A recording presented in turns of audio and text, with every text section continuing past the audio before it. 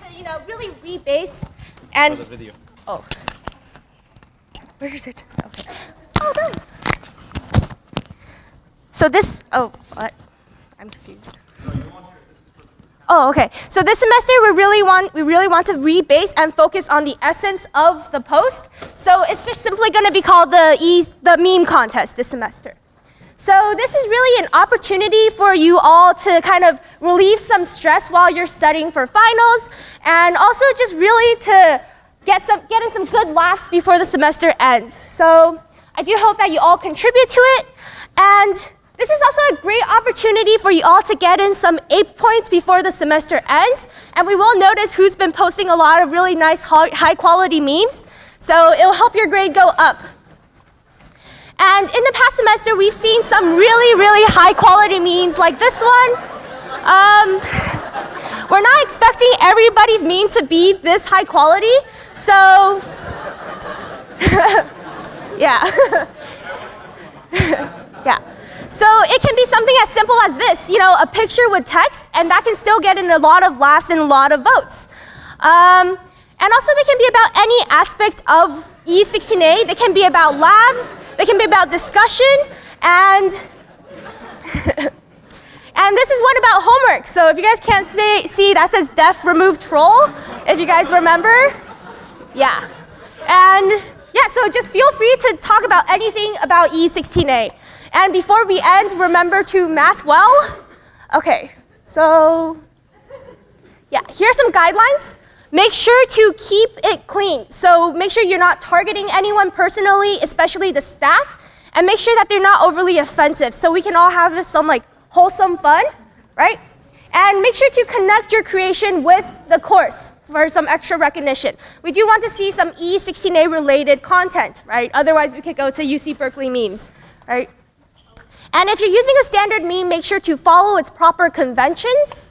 And you can also do parodies with other media. In the past, we've had people make videos, we've had people write poetry, we've had people write a song and record it. So they don't just have to be a picture with some text on it.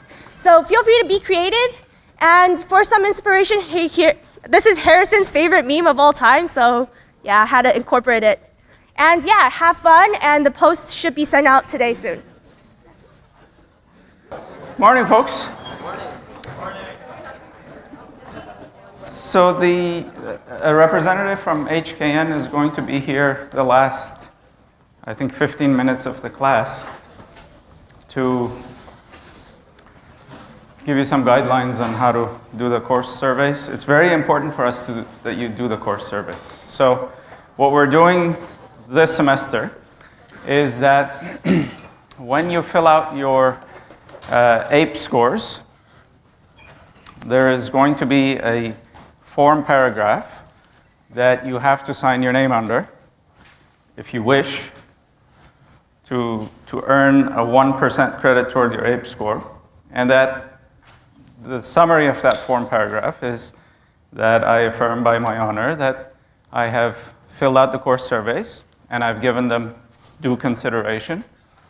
That doesn't mean that you're going to give us positive reviews. It can be negative reviews. But all we're asking for is that you give it a thoughtful review.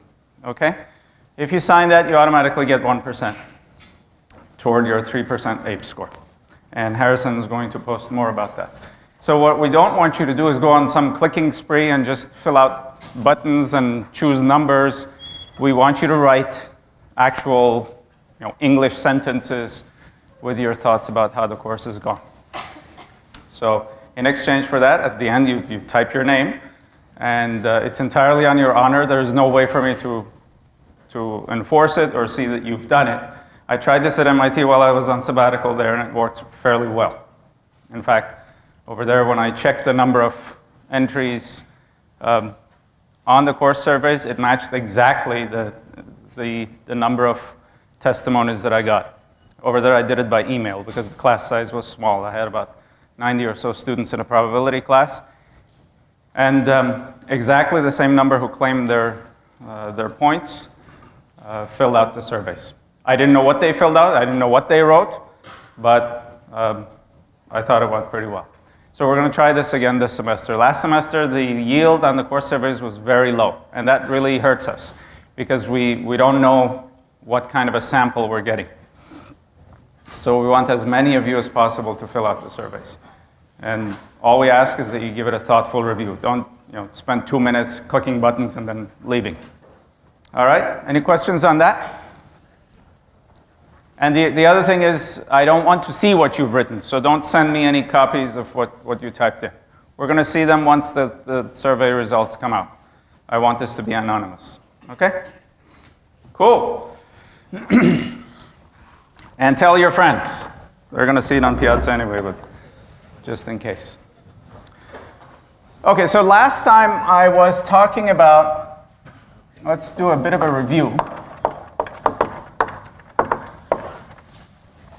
We have a matrix, so our equation is AX equals B. This has been pestering us since Module 1. In Module 1, the system was square. In Module 3, the system is thin and tall. But the form is pretty much the same. It's AX equals B. A has a set of columns. And each of the columns is in Rm.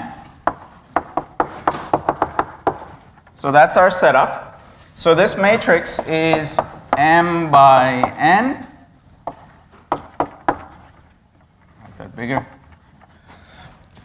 Where M is greater than N. And if we want to include module 1, then we'll put a soft inequality. In general, A1 through AN we're going to assume are linearly independent, but not necessarily orthogonal.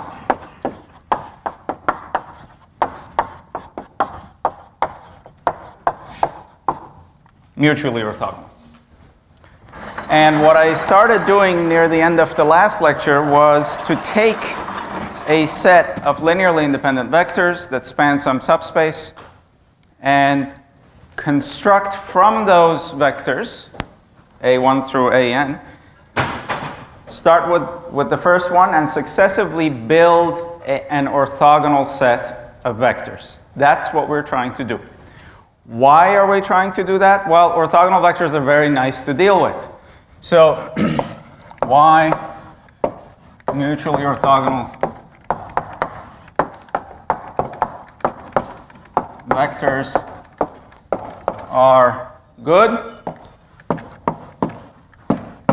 Well, the answer is that they're easy to deal with.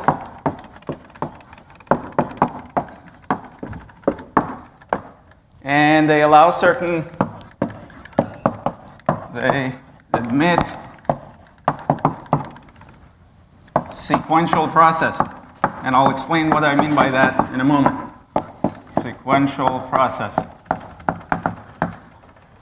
So let's say I have a vector V, okay? And V lives in some subspace spanned by a bunch of vectors Z1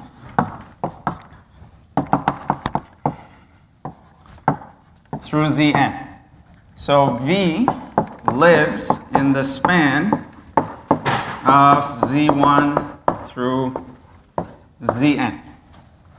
And Z1 and the Z's are mutually orthogonal. So if I look at the kth one, it's orthogonal to the lth one, if they're not equal. Okay? So I have a subspace spanned by a bunch of vectors Z. And let's say V lives in that subspace. Therefore, I can write it as a linear combination of those vectors.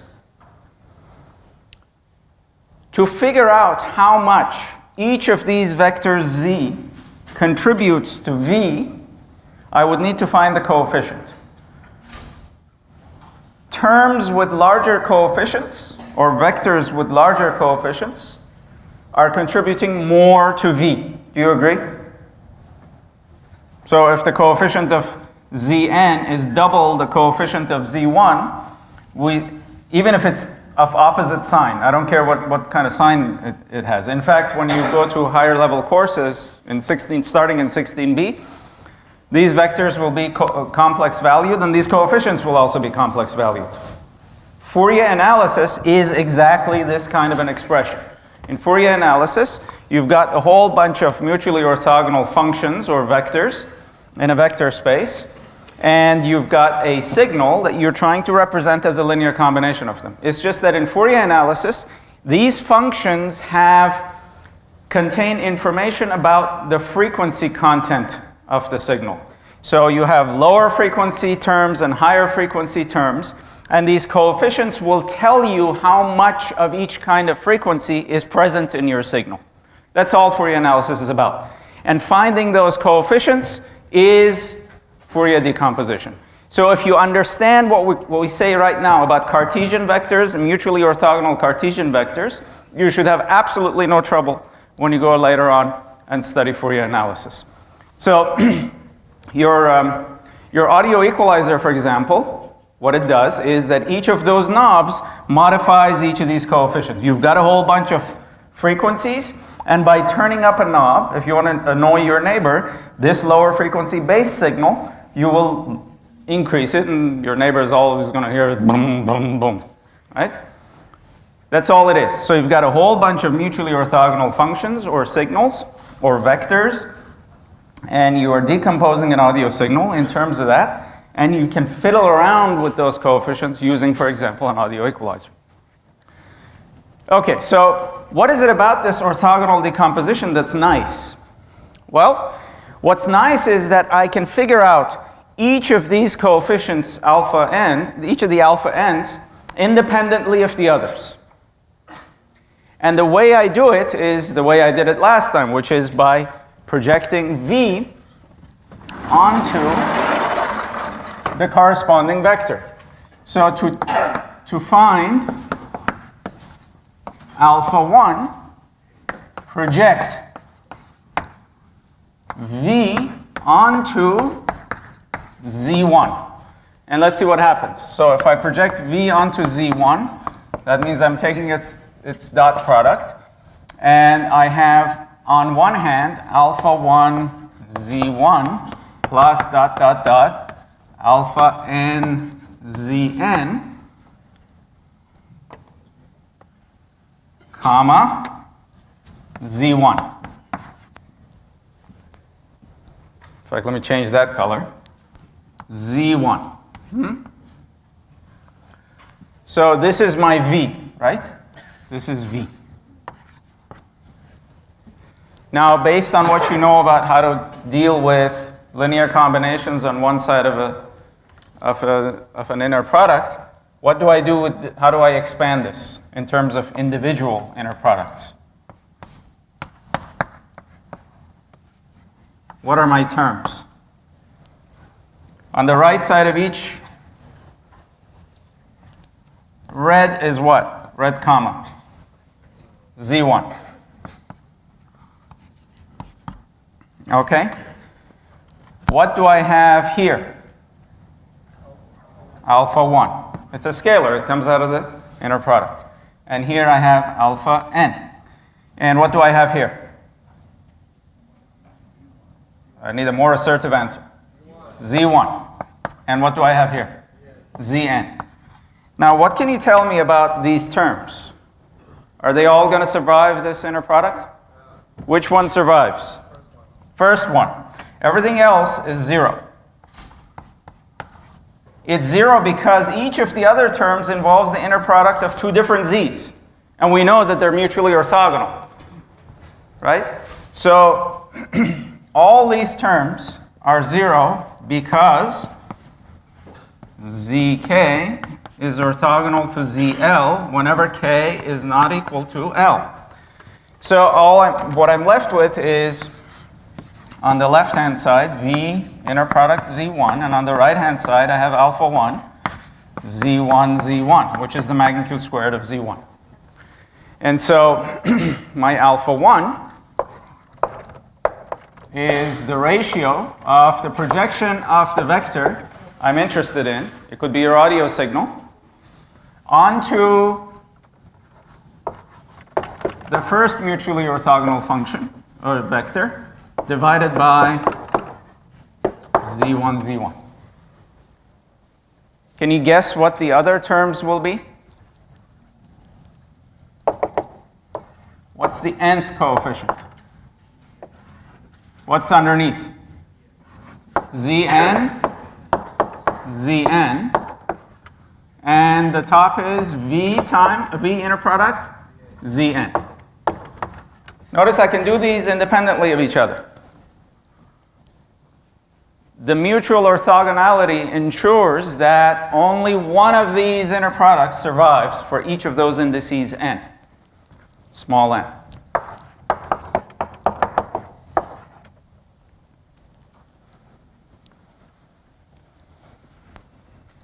Now, in many settings, the mutually orthogonal vectors will be normalized, so they have unit length, so the denominator vanishes. In Fourier analysis, when you explore it for the first time in 16b, all of the zn's will have the same magnitude squared, which is nice.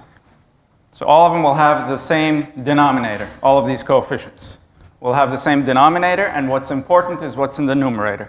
What's the projection of the vector I'm interested in along any of the mutually orthogonal directions? If I were to do this decomposition with the vectors a1 through an on this board here, things are not going to be that simple, because every time I take the inner product, I'm going to have more than one term, and potentially all the terms are going to be non-zero. And that's a pain. So mutual orthogonality is very nice.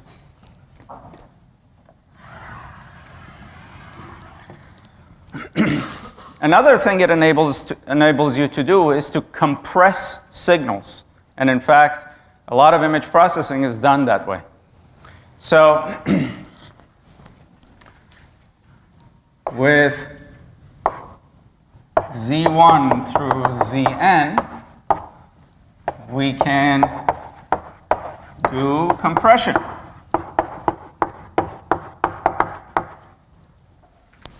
What does that mean? Well, let's say you have a vector that's 100 long, or actually usually it's in image processing and signal processing, it's usually a power of 2.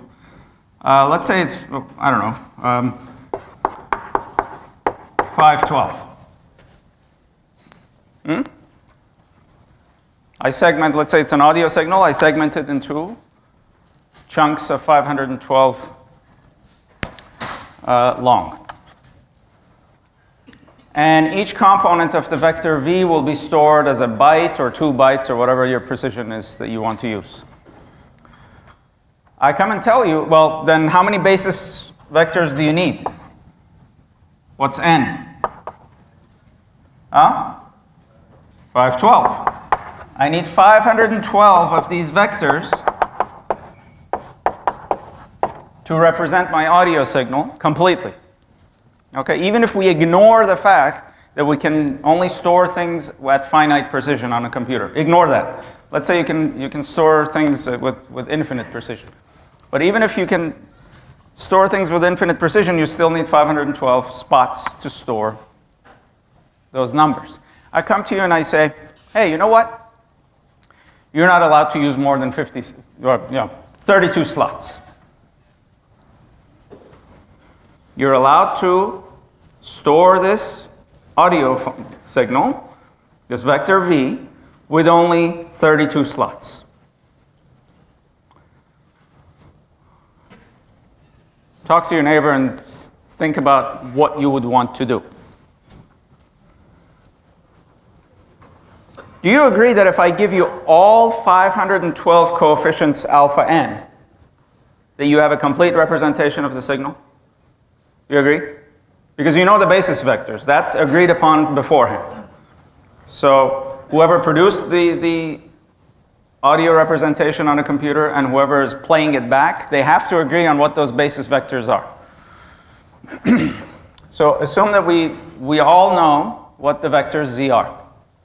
So the only thing that's unknown is what the coefficients are in that linear combination. If I give you all the 512 coefficients, you say you have a complete representation of the audio signal. If I tell you that you must now represent this signal, because of shortage of space, shortage of bandwidth, if you have to transmit that audio signal, whatever the reason. If I tell you that you only have 32 slots to play with, then you need to pick and choose, huh? So you need to pick 32 coefficients. How are you going to pick them?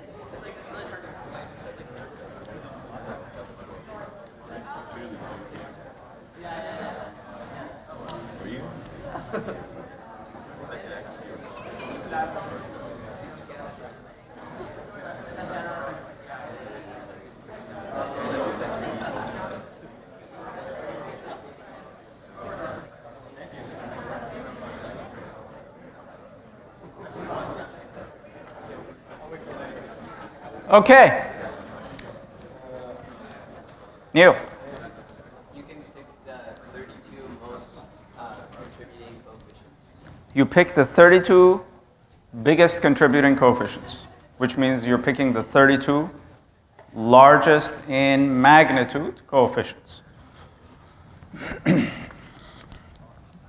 Pick the 32 largest in magnitude coefficients. So you have 32 coefficients that you pick, and then you also have to tell the decoder at the other end which indices they correspond to. Okay? So that would take a little bit more space, but not a whole lot. So you have 32 slots for your coefficients, and then you need to also transmit the addresses of these 32 coefficients. If it's the first 32, then you say the first 32, right? JPEG works at its core by doing this. A lot of image compression works this way. You have frequencies along the horizontal direction, vertical direction, and it turns out for a typical image, most of the energy of the signal, and I'll tell you what we mean by energy, is concentrated along the low frequencies, in the low frequency region. If you go out and take a picture, most of the surfaces that you see are fairly smooth. So most of the energy of an image is at low frequencies. So you can actually toss out a lot of the high frequency coefficients. So for a typical image, if you're going from low to high frequencies, you can toss out most of the coefficients you keep are near the origin. Now, of course, there are exceptions to that. There are images with a lot of detail and a lot of texture, like that segment of the wall. You would lose a lot of that detail if you were to do this kind of compression. But for most images, and depending on the application, you can toss more and more of those low energy contributing coefficients.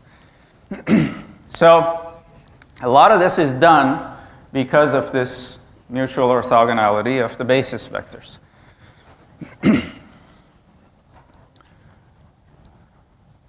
Now, suppose I have, so what do I mean by the energy of the signal? Let's look at that. The energy of the signal that's represented by a vector v is simply the inner product of v with itself. This is the energy of the signal.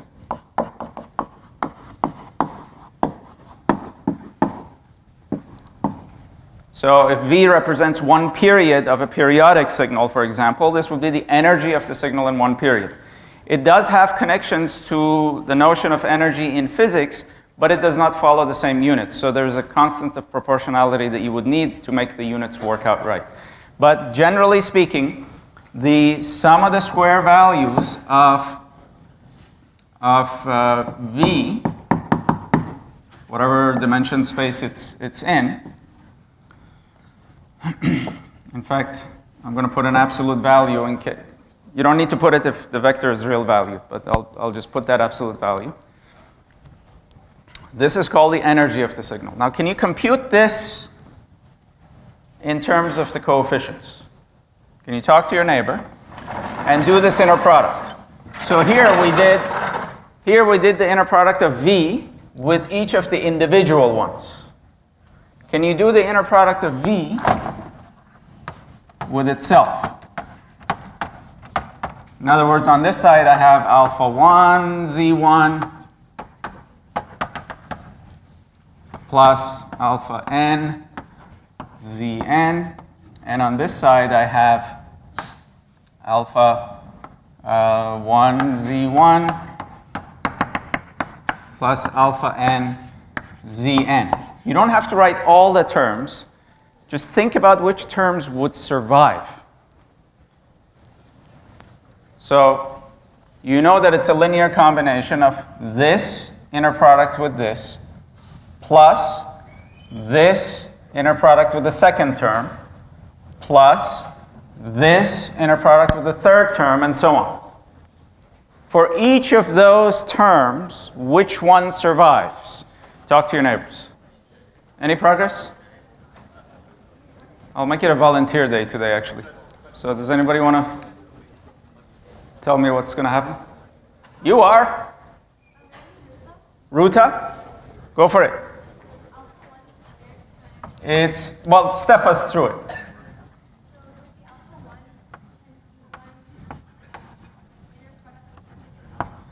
Inner product with everything else, and of that, only one term survives. Only the term z1 survives. Plus, so let's put it this way. Let's do it step by step. It'll be alpha 1 and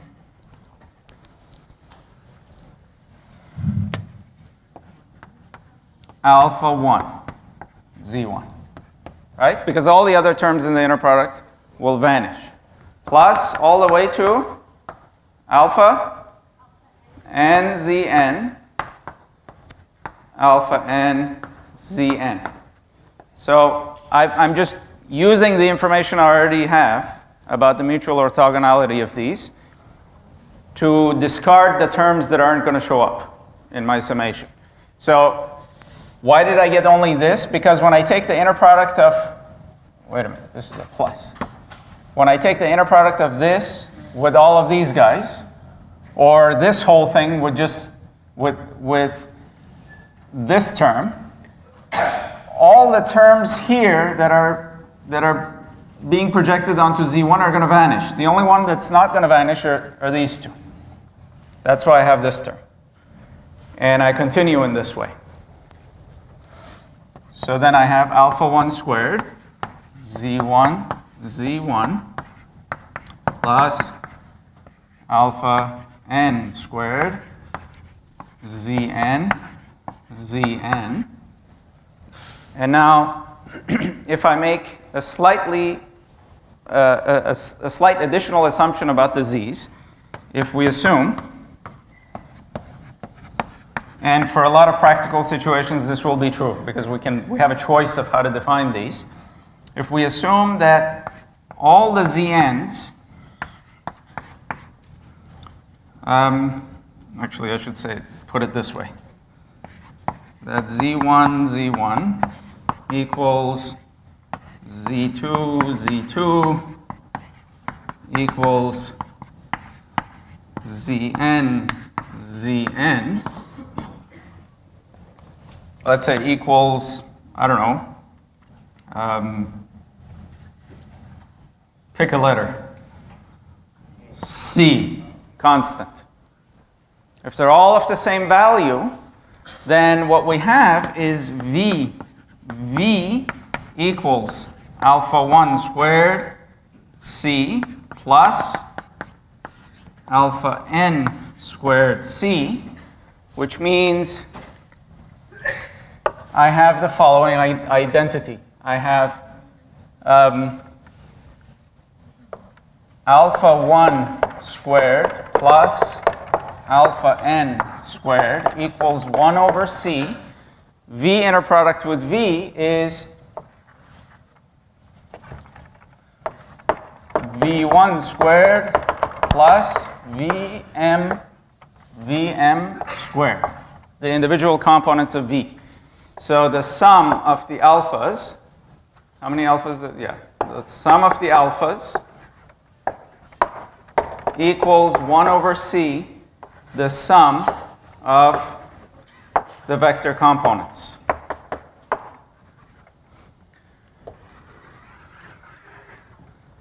In other words, this is equal to 1 over C, the energy of the signal V. This is energy. Energy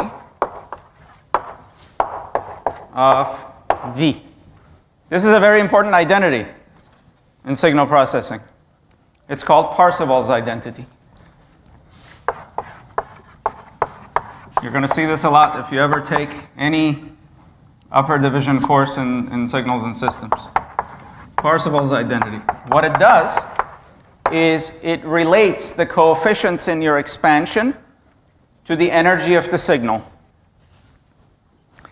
It is because of this, now this is consistent with Neil's intuition when he said that when you restrict it to only 32 coefficients, you're going to pick the 32 in this sum that contribute the greatest amount to this sum, that make your error vector smaller in energy, because whatever you don't include contributes to the energy of your error vector, the difference between the approximation and the actual. So you look at the coefficients, you pick the top 32 in our case. And that makes the energy of what you keep as close as possible to the energy of the actual unadulterated vector V. Is this fairly straightforward or clear? I want you to spend 30 seconds explaining to your neighbor how to interpret this equation and how it relates to keeping of the 32 coefficients. Go for it. Make sure you both understand what's going on, or all three of you.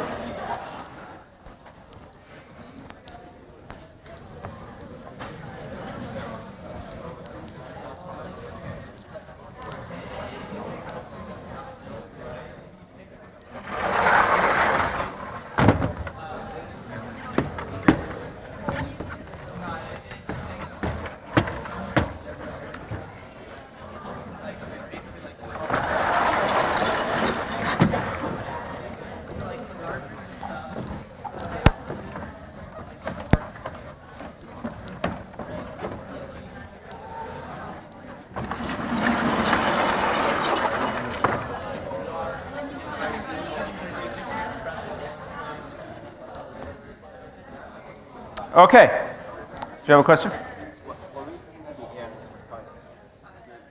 The error? Okay, so there seems to be a question about the error. So if I'm keeping, let's say I'm keeping the first 32 coefficients, okay? Let's say I keep alpha 1 through alpha 32. Okay?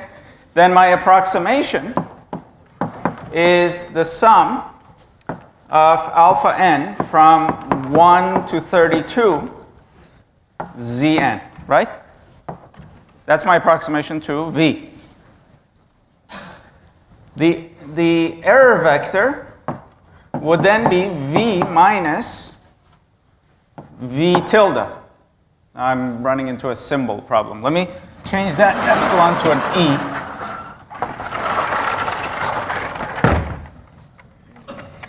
Let's make this a capital E so we don't run into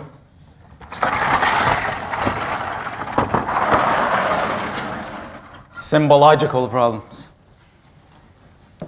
This would then be what? Summation from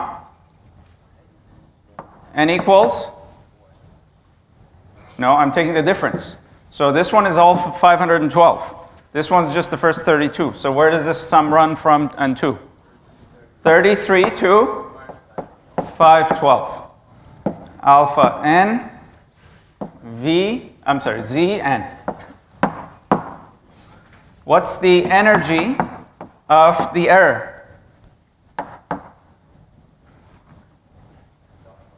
It's the dot product of the error with itself, right? And what would that be? When I take the dot product of these terms with themselves, how would that come out? It's the sum of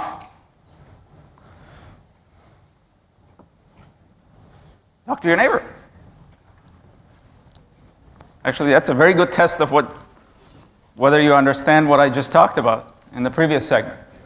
I'm not doing anything fundamentally different. It's just that the sum is now running from 33 to 512. These are still mutually orthogonal.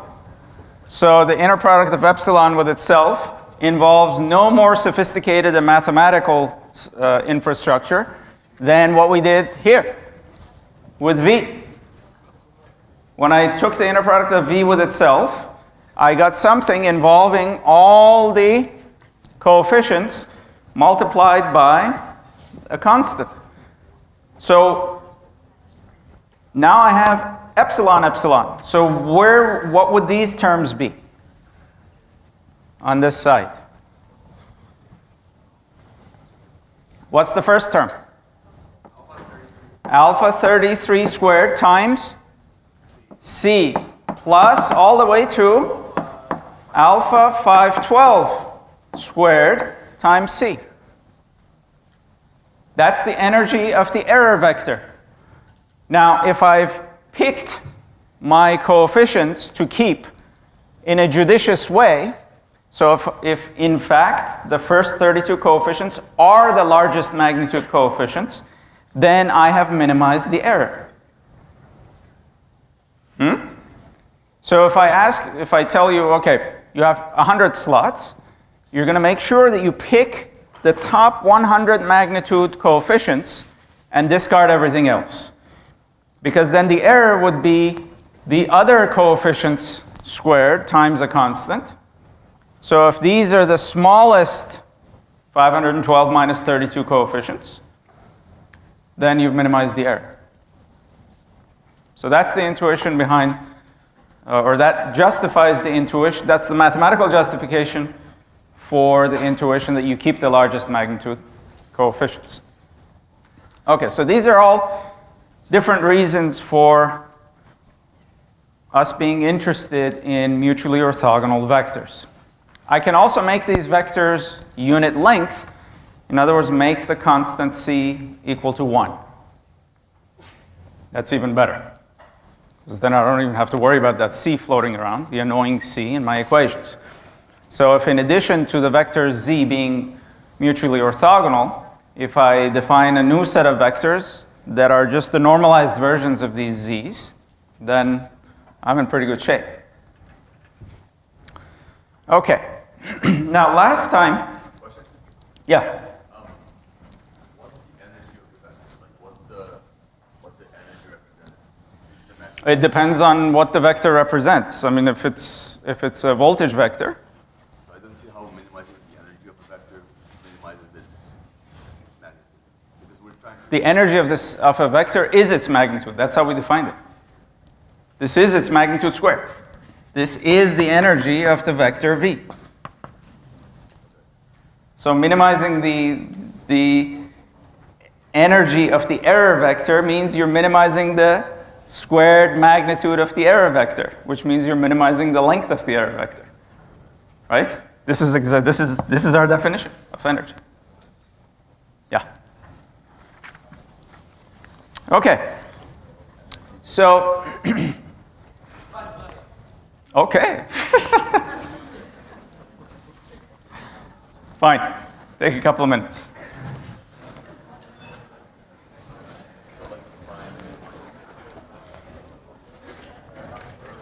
Can I erase this stuff? Anybody know? Still working on it? Cool. Okay. Last stretch. So last time I started, so this is I'm going to talk about the Gram-Schmidt orthogonalization.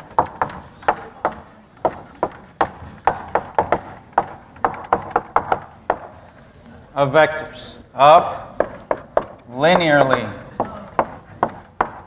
independent vectors.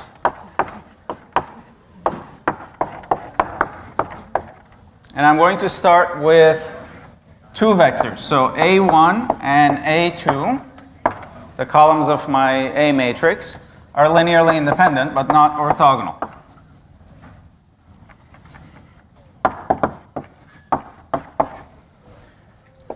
So one of them is here, and let's say one of them is here. Two-dimensional plane. They're not orthogonal. We started by saying, well, pick as the first vector A1. Let Z1 be A1. So this is also my Z1. If I want a second vector that spans this space and is mutually orthogonal to Z1, the obvious choice is what we've been defining as the error vector in our projection story. I'm going to call this Z2. Right? I'm going to call this Z2. So, how did I get Z2? Well, we had this best approximation to A2, or we called A2 hat, which was the orthogonal projection of A2 onto the axis defined, or the subspace defined by A1. So we knew that A2 hat is P1 times A2, where P1 is the projection matrix that takes anything into A transpose A1 inverse A1 transpose. This was the orthogonal projection matrix that mimics the sun shining from high noon onto the ground. Z2 was our error vector, which was A2 minus A2 hat, which is A2 minus P1 A2, which is the identity minus P1 A2. This matrix here, I minus P1, is also an orthogonal projection matrix. It has all the properties of a projection matrix. If you square it, you'll find that it's equal to itself. If you transpose it, it's equal to itself. So it's not only a projection matrix, but because it's also symmetric, it's an orthogonal projection matrix. And I minus P2 is what projects A2 onto the axis orthogonal to A1. And in fact, this is what it gives, which is exactly Z2, which is our error vector. But that's not my main concern. My main concern right now is that I have a vector Z2, which is A2 minus this projection matrix, A1, actually, so because of the choice of Z, this is also Z1, Z1 transpose Z1 inverse Z1 transpose. And that's what I'm going to use. Because I've picked my Z1 to be A1. My first vector and my set of orthogonal vectors is Z1. So what does that give me? Well, this is Z1 magnitude squared, right? And it goes into the denominator. So it's Z1 magnitude squared. And I have Z1 times Z1 transpose. I have Z1 times Z1 transpose. And I have to multiply that by A2. I'm sorry. Yeah. I have to multiply that by A2. It's A2 minus, it's here. That's what I'm looking at. A2. So I have an A2 here. Now notice, this is a scalar. The denominator is a scalar. This is a vector. So I can rewrite this as A2 minus this scalar, which is the projection of A2 onto the direction defined by A1, divided by Z1 squared, which is the same as A1 squared magnitude, times Z1. That's my Z2. A Z2 defined this way is guaranteed to be orthogonal to A1. That, I hope, doesn't require any explanation because we're just redoing our estimation story. Now, what does this say about A2? Well, if I solve for A2, I get this guy goes to the other side. So it's Z1 squared, Z1 transpose A2 times Z1 plus Z2. So I have two equations now. One is this guy here, and one is this guy here, that relate the columns of the A matrix with the orthogonal vectors Z1 and Z2. The first one is trivial, so I'm going to write this all together.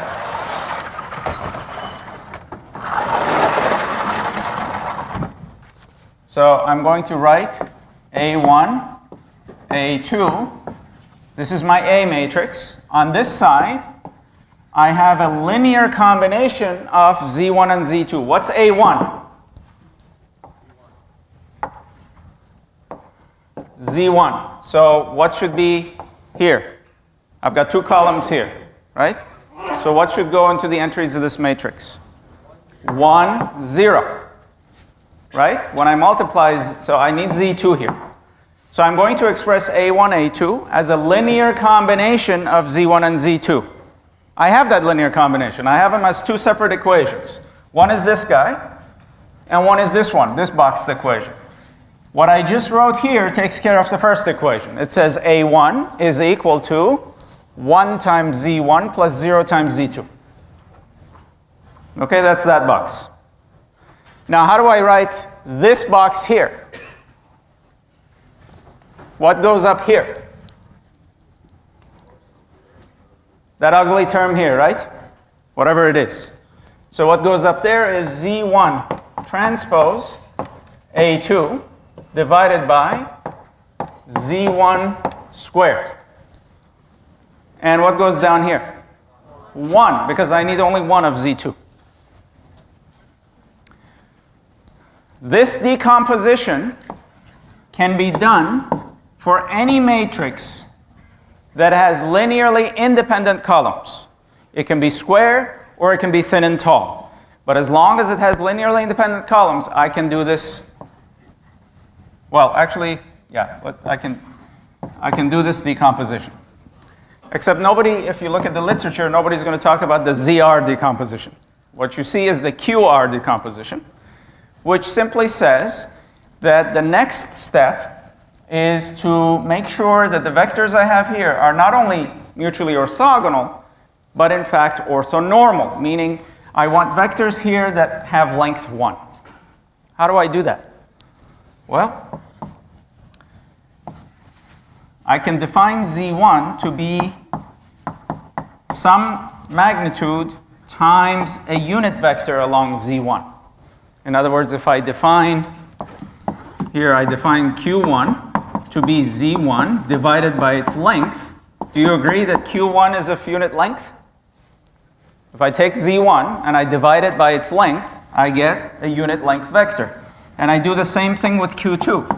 q2 is z2 over the magnitude of z2. And that's a unit length vector. Do you agree that q1 and q2 are orthogonal? Have I changed the directions? No. So if z1 and z2 were orthogonal, q1 and q2 will be orthogonal.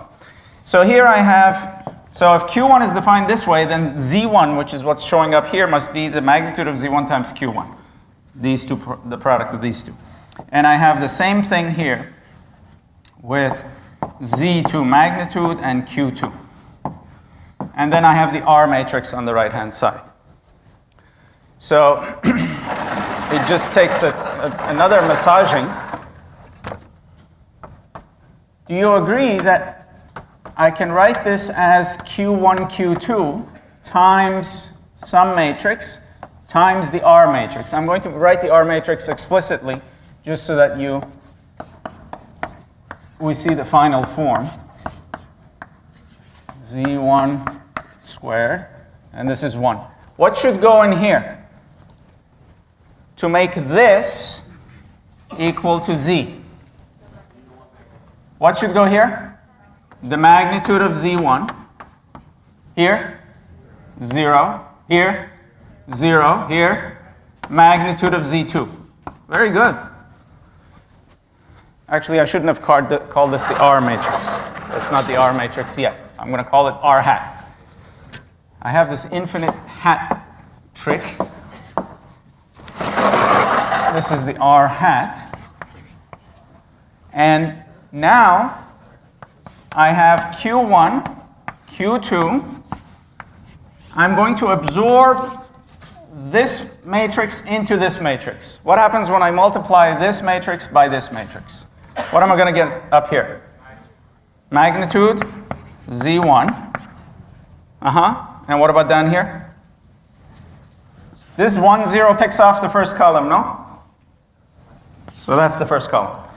And then what happens when I multiply this row by this column? What happens to the z1 magnitude? This times that. What does it give me? z1 transpose A2. Yeah, one of the powers gets canceled, right? This z1 divided by z1 magnitude squared gets rid of the square.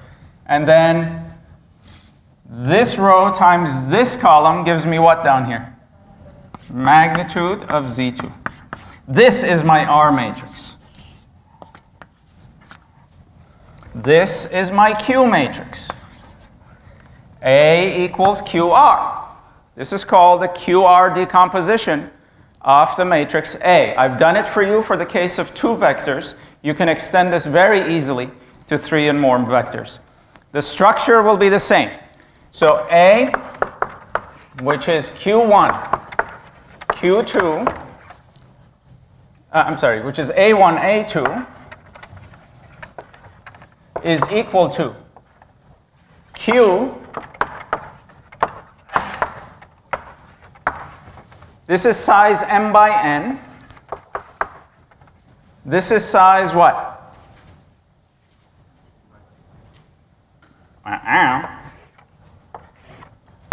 Let's write it all.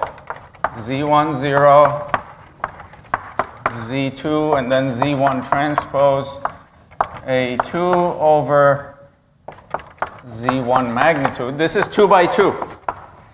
This is, in our case, n is what? So this is n by n. So this must be m by n. In fact, it's m by 2 in our case. If M happens to be equal to N, you can do this decomposition if the columns are independent, which means the matrix is invertible. If it's thin and tall, the columns are usually linearly independent, and you can do this decomposition. Notice the beauty of this decomposition. First of all, this matrix Q, if I multiply it by itself, what happens? I'm sorry, if I multiply Q transpose by Q, what happens? I have Q1 transpose, Q2 transpose, times Q1, Q1. What's the size? It's the identity, but the size is n by n. In our case, 2 by 2. And Q1 transpose Q1 is 1 because we made it to be unit length. Q2 transpose, Q2 transpose Q2 is 1. And the cross terms are 0 because of mutual orthogonality. So Q is an orthogonal matrix. R is always an upper triangular matrix. R is upper triangular. Always. And it's invertible. Why is it invertible? It's upper triangular and the diagonals are non-zero. So this is always invertible. So this QR decomposition is a way of decomposing a matrix into a pair of matrices. A lot of linear algebra has to do with decomposition of matrices. You've seen eigenvalue, eigenvector decomposition. You've seen the QR decomposition. You've seen the LU decomposition. You go to 16b and you see the singular value decomposition. This decomposition is up to wazoo. And each of them has an application. Now, why is this nice? Well, let's look at why it's nice in the context of solving the AX equals B equation. So if A is QR, let's say this is a square system, A invertible. You do the decomposition on A, and then what you want to do is solve for X. Well, what is X? Isn't it A inverse B?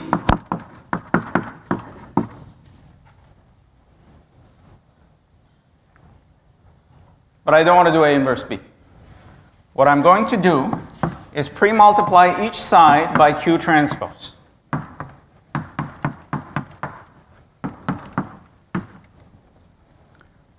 Why? Because it gets rid of this guy.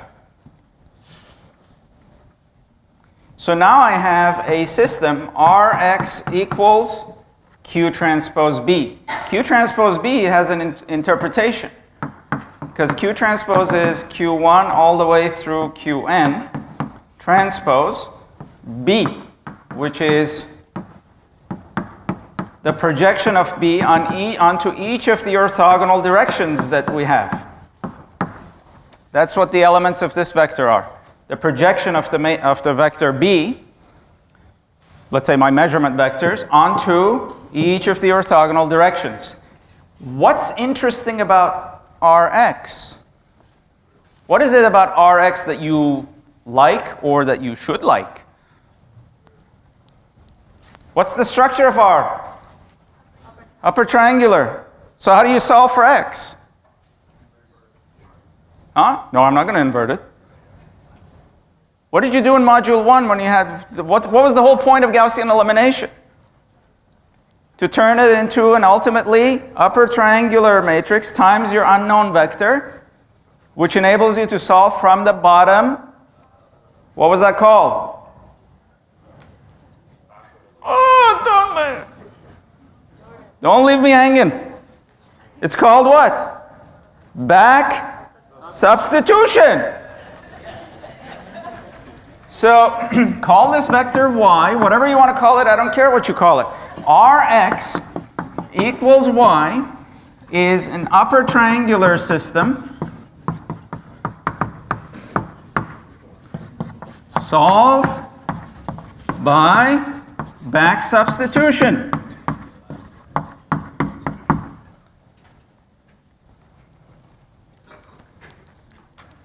Do we have the representative from HKN here?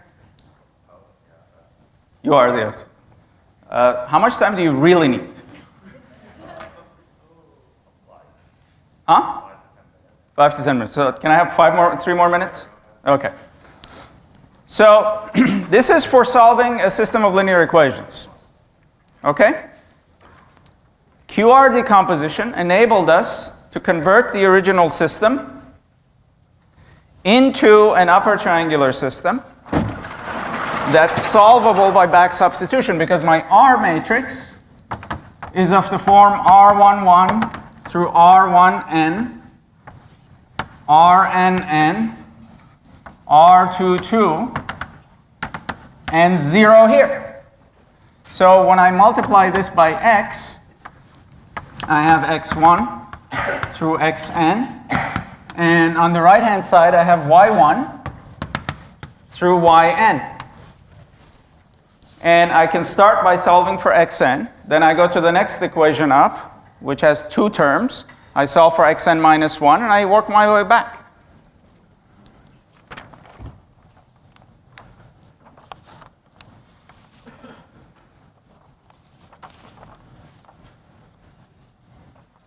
And you can try the same thing for least squares.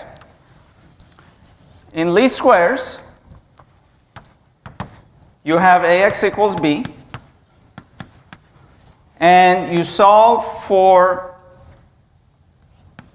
if you call your best solution x hat, what did we do? We had A transpose AX equals A transpose B, and then we inverted A transpose A. So x hat was A transpose A inverse A transpose B. Right? So if A is QR, what is A transpose A? What's A transpose? Everybody. R transpose Q transpose times A, which is QR. And what do you know about the middle? Huh? Identity.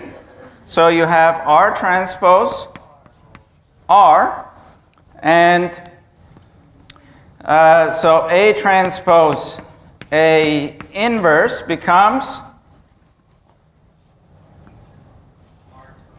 R,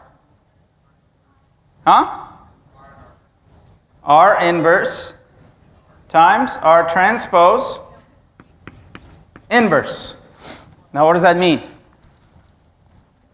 Let me just pull this board, that's all I need. So my x hat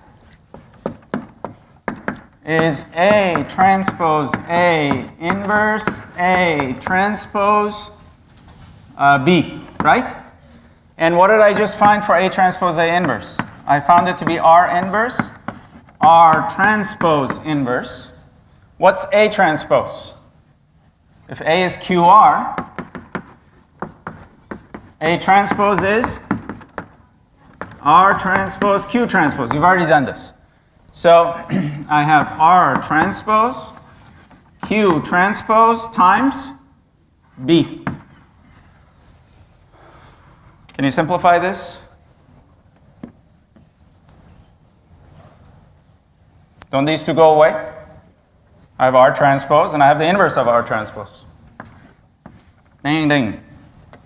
So I'm left with R inverse Q transpose B. And that's my x hat. R is an upper triangular matrix. Inverting it is easier than a random matrix. And Q transpose B, of course, is the projection vector.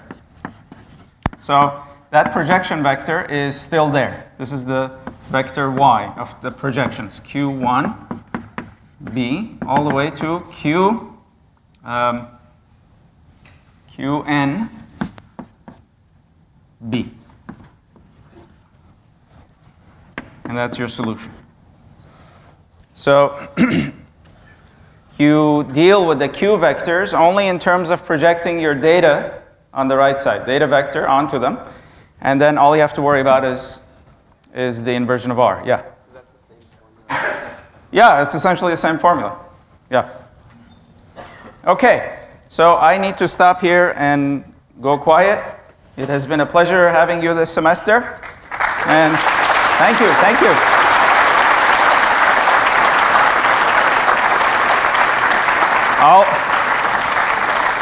Thank you.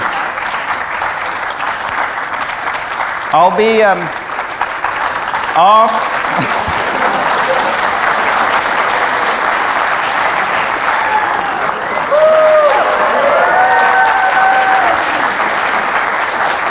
Thank you. I'll be off 16 duty all of next year. I'll be doing 120 in the fall and CS70 in the spring. 120 I've done before. CS70 I've never done before, so that should be an adventure. I've been asked many times now whether it's okay to jump into 120 from 16A. Not a good idea, unless you want to commit GPA suicide, or you're willing to go through all the old EE20 lectures and examples and sample problems that I did in class in the old days, EE20. Otherwise, you'll probably struggle very much. Okay? And 120 is a course in transition, so you'll be guinea pigs. We have to change the upper division to accommodate for the change in the lower division, and the changes in 120 are still ongoing.